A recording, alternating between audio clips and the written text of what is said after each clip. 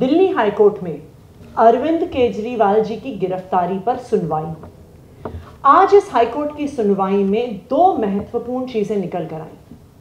सबसे पहली बात, जब अरविंद केजरीवाल जी के वकीलों ने इस बात को कोर्ट के सामने रखा कि ये गिरफ्तारी गैर कानूनी है, ये गिरफ्तारी गैर लोकतांत्रिक है, ये गिरफ्तारी पॉलिटिकली मोटिवेटेड है, इस गिरफ्तारी के पीछे कोई प्रमाण नहीं है, ईडी के पास कोई भी जवाब नहीं था। वो ईडी जो पिछले 2 साल से इस केस की जांच कर रही है, वो ईडी जिसने सैकड़ों अफसर इस केस की जांच में लगाए हुए हैं, वो ईडी जो हजारों जगह रेड कर चुकी है, वो ईडी जो बार बार कोर्ट में आके कहती है कि मनीष सिसोदिया को बेल नहीं मिलनी चाहिए, संजय सिंह को बेल नहीं मिलनी चाहिए, विजय नायर को बेल नहीं मिलनी चाहिए, आज उस ईडी के पास अरविंद केजरीवाल जी के वकीलों का और हाई कोर्ट के सवालों का कोई जवाब नहीं था। आज ईडी ने कोर्ट से समय मांगा जवाब देने के लिए। इसका क्या मतलब है?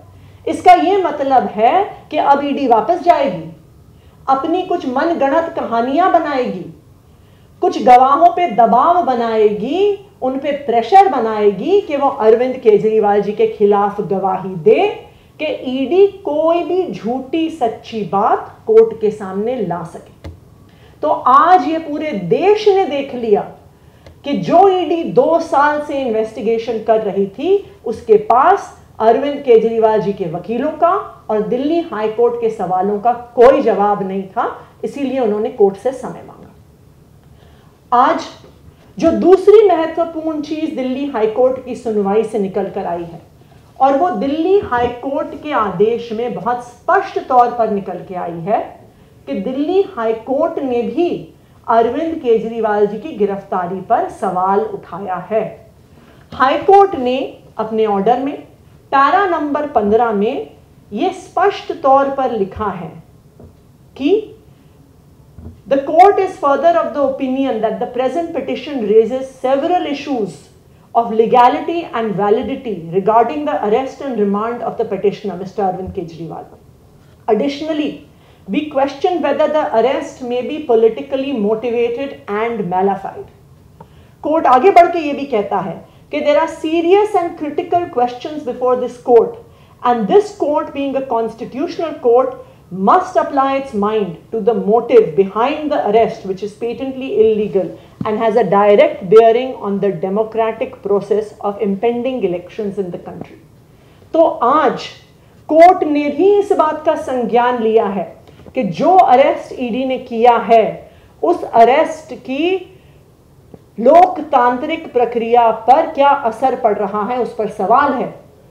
जो अरेस्ट ईडी ने किया है उसकी लीगैलिटी पे सवाल है, जो अरेस्ट ईडी ने किया है उसकी पॉलिटिकल मोटिवेशंस पर सवाल है।